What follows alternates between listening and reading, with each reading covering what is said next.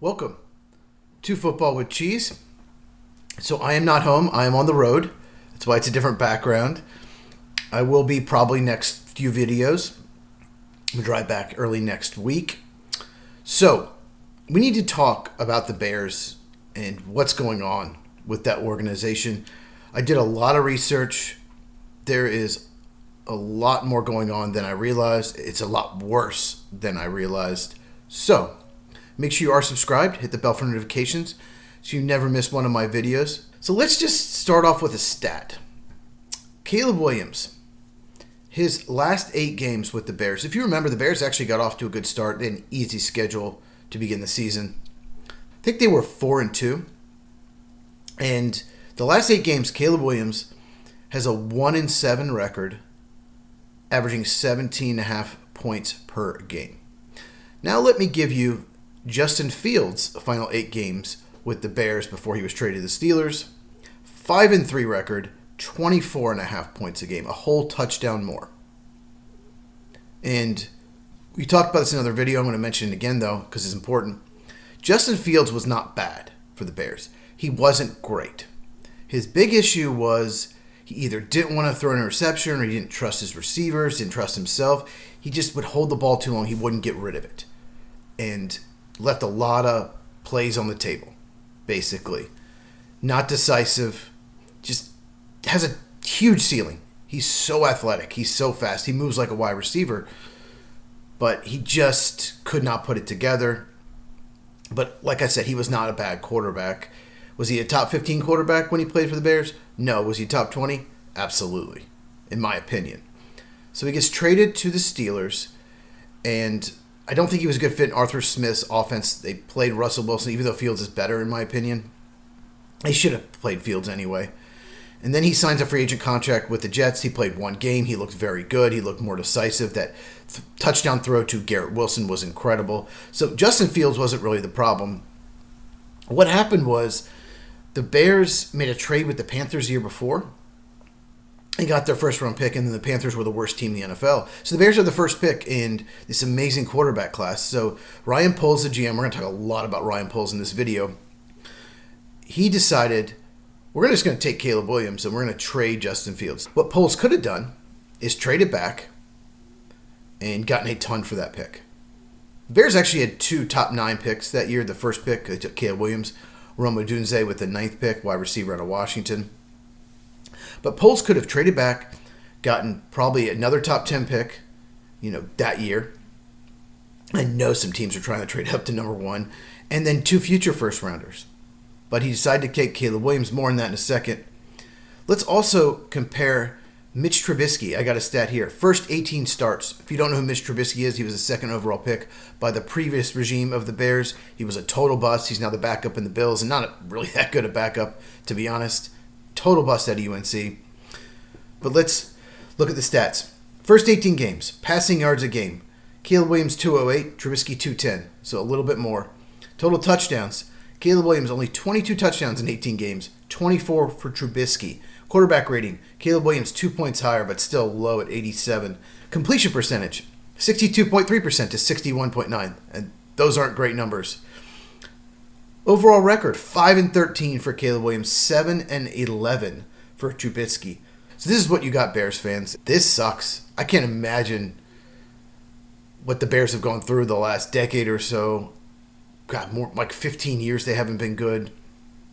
Pretty much since they lost that NFC title game to the Packers, I believe in 2010 or 11. They haven't been relevant at all. And these stats are mind-blowing. Caleb Williams has been even worse than I have thought. Real quick, let's talk about Rome Odunze. He was the 9th overall pick in the 2024 draft. They drafted Caleb Williams, and they got him a receiver. I was really high on Rome Odunze. I wasn't doing the channel at the time, but I did do a top 50, and I had him 6th best player in the draft. He went 9th. I loved watching Odunze's film. He's big, he's tall, he's athletic, and he makes plays. At Washington, he was very good. He did have Michael Penix Jr., so he may have been a little overrated because of that, but Rome Odunze has talent, and they're not using him right. They didn't use him right as a rookie. He had 9 targets, 6 catches for 37 yards. He needs to be down the field. In college, his junior year, he averaged 15.3 yards a catch. His senior year, 17.8. So he's a downfield playmaker. Obviously, college will be a little inflated, but he should be averaging 14, 15 yards a catch, easy. And 6.2 right now. I know there was a 1-yard touchdown catch, but take that away, it's 5 for 36, which is just over 7 yards a catch. They're not using him right. There's another issue. So, I don't know if you saw a Merrill Hodge video. This resurfaced. Merrill Hodge played for the Steelers. He used to work for ESPN. Always liked him. He basically said Caleb Williams is not the guy. He doesn't have it. I don't see anything special. And he got killed for it at the time, but, you know, he's right. Caleb Williams was really inaccurate in this game against Minnesota. You know, the Bears got off to a great start. The game plan was good. The script was good by Ben Johnson. Dennis Allen, the defense coordinator of the Bears, was calling a good game. But even with that, and Minnesota's struggling offensively. They were awful. J.J. McCarthy did not look ready. The pressure was probably getting to him. They still should have been up by way more. They got up 7-0, and you thought they were going to go up 14-0 or 17-0, something like that. And it was 7-3, then they were 10-3, 10-6 at halftime. But Caleb Williams just wasn't making plays like he should. They should be up by way more than that. And then they get the pick 6 early third quarter, up 17-6. And Bears fans on X and Bill Murray on the Manning cast acting like, oh, of course we're ahead. Yeah. It's acting like, of course we're going to win. We're going to be great this year. You know, the Bears always win the offseason. The media always acts like it's finally the Bears' year. They did it last year, too. They did it the year before with Justin Fields. Justin Fields is an MVP candidate. People were saying that. Every freaking offseason, the Bears somehow are rewarded. It's going to be their year. They're going to win the NFC North, which Ryan Poles said. It's going to be our division. We're going to take it back, something like that. Not even close. I know it's one game. We don't want to jump to conclusions, but I think this game told us a lot. It seems like Caleb Williams has more chemistry with Olamide Zaccheaus and not as much with Rome Odunze and DJ Moore, which makes absolutely no sense to me. Caleb, he won't get rid of the ball at times. He holds it too long. He, runs a 3-step drop, 5-step drop, stands there and just won't throw it. Even if the guys aren't open, sometimes they are, but sometimes they're not. You need to get rid of the ball. Either throw it away or throw them open. Maybe they can make a contested catch. It's young, but it's a talented receiving core. He just won't get rid of it, ends up running around, either taking a sack or scrambling for a yard or two or throwing it away after he scrambles around. He just won't get rid of the ball. That's one of his biggest flaws. But the Vikings weren't playing well, and he didn't take advantage of it. And you saw the second half. He had a bunch of overthrows, just was missing guys. He had DJ Moore wide open down the sideline, probably a touchdown if he hits him, way overthrew it. There's a great stat that I found on X if you haven't seen it. Since the beginning of last year, so all last season and one game this year, Caleb Williams has 52 overthrow incompletions. 52. Now, he doesn't throw a lot of interceptions, probably because he's too inaccurate. He misses the defenders as well. But second place is Bo Nix with 35. 17 fewer. And here's what's crazy. 10th place is 26. So 10th place is half of Caleb Williams, 52 overthrows. That is an insane amount. That's 3 a game. Holy crap. So it's an absolute mess right now in Chicago. And then he painted his nail. He's a weird dude. Painted his nails. I know it was like the suicide hotline. And there were some memes about that. Bears fans need that number, which was funny. But so I get why he was doing it, but painting your nails, it's still weird. There's just something off about this dude. There's something off mentally about Caleb Williams. And we're going to talk about that in a second. But what the Bears have done, the Bears media, very guilty of this. The national media, including Ian Rappaport, guilty of this. There was a narrative. We got Ben Johnson, and Caleb Williams was the first pick, and he was amazing. He won the Heisman Trophy his sophomore year. He's just going to break out. The offensive line's better. We got him more weapons. There was this narrative that, of course, he's going to be good. Last year it was Matt Eberflus's fault, and they had bad coaches, and he had to watch film by himself. I'm starting to wonder if he watched film by himself because no one wanted to watch film with him because of his attitude. Because his attitude sucks a lot of the times, and we've seen it. We saw it last year when they lost to the Texans. CJ Stroud, who's the Texans quarterback, tried to talk to him after the game. You shake hands, give him a little hug. Tried to talk to him after the game and give him some advice, and Caleb just had this look like, let me out of here. I don't want to talk to you. I want to hear it. I want CJ Stroud's advice if I'm a rookie quarterback, because he had one of the best rookie seasons a quarterback's ever had. I want to pick his brain. I want to know everything, and he just didn't want to be there. He doesn't take losing well, Caleb Williams. He handles it about as bad as you can. Maybe not Ryan Leaf bad, but he handles it terribly. And Ben Johnson, after a preseason game where Caleb Williams threw a quick slant and Zacchaeus took over a touchdown, and Ian Rappaport is just posting just that play. Like, look, Caleb Williams made that one slant throw. Like, here it is. Like, the media is complicit in this too. And Ben Johnson said, Caleb Williams is locked in. Oh, he's locked in. He's ready to go. And everyone was buying it, and I wasn't buying it all off season. If you watch all my videos, I'm not buying. There's something off about this guy. I picked the Bears last. I had them under 8.5 wins. If you watch our NFL preview show, it'll be linked in the description, the Sports Truth Podcast, every Tuesday night. And about a week and a half ago, we did predictions, and I picked the Bears last in the division. And some people were picking them first. And Bill Murray saying, oh yeah, I'm picking him to go to the Super Bowl. I hope he was joking on the Manning cast, because why would you watch Aikman and Buck and Peyton and Eli, brothers, going back and forth? It's hilarious. I enjoy it. It's not for everyone. But yeah, they had Bill Murray on there in the second quarter, and he's just acting like, oh yeah, we're ahead. Yeah, we're going to win. No problem. We're going to go to the Super Bowl. Hope he was joking about that. But it just seems like Caleb Williams has been coddled by not just his dad, not just his coaches growing up, by the media, by the Bears, and protected by Ian Rappaport and babied. And it's not doing me any favors. We've seen his attitude laying on the bench. He did it when he was at Oklahoma. He did it at USC. He did it with the Bears. Stuff's not going away. He's just laying on the bench. And they talked about how it's body language. It's not body language. It's attitude. Yes, his body language was bad, but it's the attitude's the problem. And the fact they said, oh, it's just his body language, they're basically giving him an out. You can have that attitude, just don't lay on the bench. So there is so much more. So Tyler Dunne, he's a very good reporter. He used to cover the Packers and the Bills. I'm not sure if he still covers the Bills, but when he was a Packer writer, I really enjoyed reading his stuff. He does really good research. So I was watching a clip of him, and holy crap, this is even worse than I thought.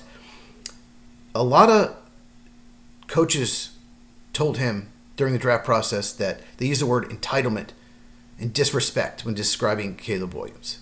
Now, Caleb Williams knew he was going to the Bears. That was pretty obvious. So maybe he didn't want to talk to his other teams because he knew he wasn't going to play for them. That's possible. But still, you don't disrespect other coaches. And acting entitled, that sounds like Johnny Manziel. And how did his career go? I'm not surprised to hear that. Like I said, this is reporter Tyler Dunne. He also would say when he was offered constructive criticism coaching, he would just walk away. Just walk away. Like, how dare you give me any criticism? If all this stuff is true, why did they not do research? Why did they draft Caleb Williams? I heard some rumblings about this, but then he comes to the combine, he says everything right. He was coached up, and then all those rumors went away. Everyone's like, oh, yeah, he's the first pick. He's going to be great. He's going to be a great teammate. And they made him a captain his rookie year. That's a huge mistake. You should never make a rookie captain, no matter what. It worked out with Jaden Daniels. We'll see what happens with Cam Ward. Never make a rookie captain. In fact, I would have a rule if I was a coach on an NFL team. No one is a captain till their third year with the team. Making him a rookie captain just feeds the entitlement. Coddles him even more. I made a video about this, but I'm sure you've heard about it months ago. Caleb Williams' dad made a comment, oh, he wasn't into girls in 7th grade. He was into football and watching film and stuff like that. Not verbatim. I don't have the exact quote in front of me. What his dad was trying to do is convince people that Caleb loves football, that he just wants to watch film, that football is everything to him. Why say it unless you're trying to convince people? So that tells me Caleb doesn't love football, or that he doesn't like girls, which is way worse. And then, of course, memes were made about it. But that's his dad protecting him, coddling him. Again, maybe that's why he's a sense of entitlement. Everyone's just let him get away with whatever because he's Caleb Williams. And finally, you get to the NFL, and things aren't going well. You're not winning. And we're seeing the real Caleb Williams. There's more. So coaches apparently would ask Caleb Williams a question in a meeting, and he would just not say anything. Like, how dare you ask me a question? Apparently that went on as well. And last year, do you remember the rumor that there were players on the Bears that wanted Tyson Bagent, the backup, who they extended, more on that in a second, to be the quarterback? A lot of players in that locker room did not want Caleb Williams to be the quarterback. And Ryan Poles, the GM, told the coaches, no, you're playing Caleb Williams. That's my guy. There's no way that's happening. When they gave Tyson Bagent an extension, that was interesting to me. That told me that, because they paid him a lot for a backup quarterback, it told me that they're not 100% sold on Caleb despite what they're saying. But Ryan Poles, apparently, another Tyler Dunn report, did not even consider Jayden Daniels or Drake May. Didn't even consider them. It was Caleb Williams all the way. So there was no process. When you are a GM and you're drafting at the first pick, Peyton Manning, Andrew Luck, John Elway, okay. But you still look at the other prospects. John Elway's the first pick. You still look at Dan Marino. You still look at Jim Kelly. You don't just set your sights on one guy. You have to do the whole process. You have to look at least 3 or 4 more guys, just in case. You never know what could happen. What a terrible general manager, not doing your job. Because Jayden Daniels is a lot better player than Caleb Williams, night and day. Jayden Daniels might be a top 5 quarterback in the NFL. He's definitely top 10. Caleb Williams is nowhere near that. Drake May is a better player. J.J. McCarthy, only one good half, but he looks like a better player. Michael Penix Jr. looks like a better player. Bo Nix is a better player, by far. The top 6 quarterbacks in that draft. Caleb Williams is 6 at best. If he's ahead of Spencer Rattler, I'm not so sure. It's that bad. Probably, but this is a disaster for the Chicago Bears. And if you watch my videos, I had Jayden Daniels ahead of Caleb Williams. I had Caleb Williams rated second. Kind of mad at myself. I was much higher on J.J. McCarthy than most people, so I'm looking a little smarter right now. But Jayden Daniels had a better attitude. He was a better leader in college. I didn't hear anything negative about him. I didn't hear all these rumors before the combine like I did with Caleb Williams. I didn't see Jayden Daniels lying on the bench with this attitude when he was at, I believe, Arizona State and then LSU, like I did with Caleb Williams at Oklahoma and USC. But he was the guy, and the media just went with it. Oh, yeah, Caleb Williams, hands down, number 1 pick. Hands down. So the media is complicit in this too. It's not just the Bears. And we need to talk about Ryan Poles. He compared Caleb Williams to Patrick Mahomes, which is insane. Really stupid. Physically, sure, they're both very mobile. Both have big arms. I get that. But everything else about those 2 players is so different. Mahomes is much more accurate. He's much more decisive. He is clutch. Very good second half player. Caleb Williams is none of those things. Patrick Mahomes is, a lot of people don't like him, and I get why some people don't like him, but he's a leader in the locker room too. And Caleb Williams is no leader. He should not have a C on his jersey. And Ryan Poles got an extension in the offseason. One of the dumbest moves ever. Organizations that are successful have good ownership, smart ownership. It starts at the top. The worst franchises in all of sports have bad owners. Woody Johnson's not been a good owner. The Jets have not made the playoffs since 2010. The owner of the Jaguars, something Khan, I can't think of his first name. He's a terrible owner too. Jaguars, made the playoffs 2 of the last 15 years, something like that? Not good. Dave Tepper of the Panthers, terrible owner. They suck. Dan Snyder was the owner for like 25 years or so with Washington. Did they even make the playoffs? Maybe once. Terrible. When you have a bad owner, they hire bad front office people. Those bad front office people draft poorly, hire the wrong coaches.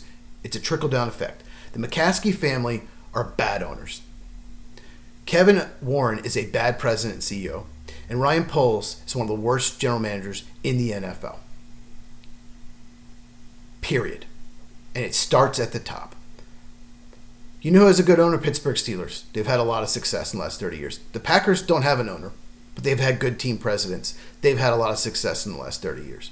As Ron Burgundy would say, it's science. Look at the Cowboys. Look at Jerry Jones. Bad owner.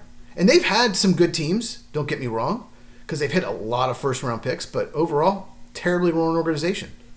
And they're a joke right now, especially after trading Micah Parsons. And they gave Ryan Poles an extension when he had a 15-36 record. And the only reason I can think they did that is because they wanted his contract to line up with Ben Johnson, which is ridiculous. So basically, Ryan Poles wins the offseason on paper, and it looked good on paper. Really improved the offensive line, looked like he drafted well. Although, Colston Loveland, nothing against him. I liked him if you watched my pre-draft videos, but Tyler Warren is an absolute beast. He's a generational talent at tight end. Just watch him at Penn State. Holy crap, why did you not take him? How the heck did he fall to 14? The Bears should absolutely have taken him. Tyler Warren, another bad move for Ryan Poles. I think Colston Loveland will be a pretty good player, but Tyler Warren is special.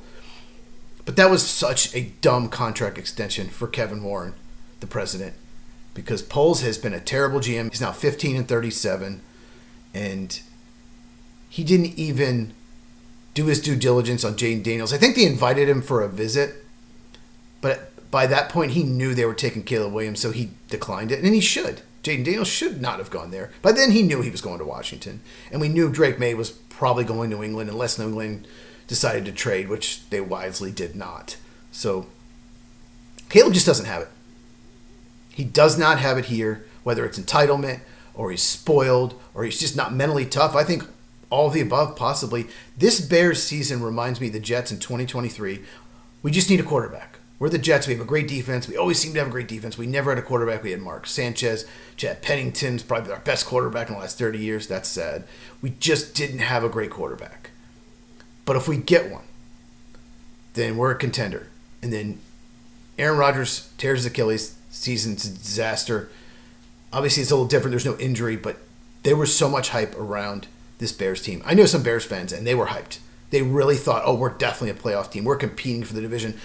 Most of them weren't saying, oh, we're beating the Lions and Packers for the division or Vikings, but they thought they had a chance, and they thought for sure we're a playoff team this year. And not even close. It's only been one game, but that was a complete collapse. The fourth quarter was a disaster. It was 27-17. Bears did get a late touchdown to make it look closer. But they're at Detroit this week. I do not think they're going to win that game. I think Detroit bounces back. But you're stuck with Ryan Poles probably for a few more years, unless they want to buy him out. I know a lot of fans wanted him fired last year, and then they give him an extension after he wins the offseason. You have to wait to see if it translates on the field. And last point, I'm going to talk about Ben Johnson. He took this job thinking it was the best one available. He was incorrect. He could have had the Washington job the year before. It went to Dan Quinn. They offered it to him. He could have been Jayden Daniels' coach. And if you know Ben Johnson, he's a great offensive mind. Did such a good job with Detroit. I love his play design. I love his game plans. One of the best offensive minds in the game. He looked really unhappy in the sidelines. In the third quarter, I believe, Caleb Williams comes out and throws 3 straight incompletions, and the camera was on him, and he just, you could read his lips. God damn it. That's what he said. And he probably made a huge mistake not taking that Washington job and taking this job. He could have stayed at Detroit for another year. He could pretty much pick the job he wants. I think he picked the wrong one. And coach's legacy a lot of times is determined by the quarterback. Can you imagine if Belichick didn't have Brady? Mike McCarthy would be absolutely nothing. He wouldn't have sniffed a Super Bowl without Aaron Rodgers. You have to have a quarterback. So the coach is tied to the quarterback. So if this doesn't go well, Ben Johnson, he'll be able to get offensive coordinator job no problem, but he might never get a head coaching job again. This is just a total mess, and it's so much worse than I thought. And I wanted to do a deep dive. This originally was going to be about a 15-minute video, but I didn't want to leave anything out. So Bears fans, don't be mad at me. Most of the stuff that I said was facts. A few of it was my opinions. You know, Tyler Dunn's a very good writer, so I trust his reporting. But this is not going to end well.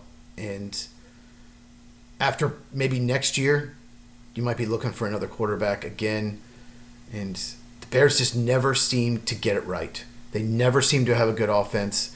And it starts at the top. I know some Bears fans that want the McCaskey family to sell the team. And for their future, they need to. What do you think? Comment down below. Subscribe to the channel. Give me a thumbs up if you enjoyed it. And look for more deep dives on teams, especially if it's not going well. Look for more videos like this. I'm going to try to do maybe one of these a month. Look at franchises that are just going nowhere and what happened. And does it start with ownership? Almost always does. Share this with anyone who loves football as we continue to grow the channel. Like I mentioned earlier, every Tuesday night, the Sports Truth Podcast. I'll link in the description. Me and Mike, we talk MLB, college football, and of course NFL. I also write articles for PackersTalk.com. I'll link them in the description. I do a weekly article all about the Green Bay Packers. Now, tomorrow's video, I'm going to recap Packers Commanders and do a NFL preview for this Sunday. So look out for that. I think Green Bay is going to take this game. John Gruden just picked Washington. But I think Green Bay is going to be able to move the ball no problem on them. We'll see what happens. Green Bay might have some offensive linemen out, but I think they win, not by a lot, but maybe 7 to 10 points. That's my prediction. So we'll recap the game tomorrow morning. If you have not, please check out these videos, and I'll see you tomorrow in the NFL preview.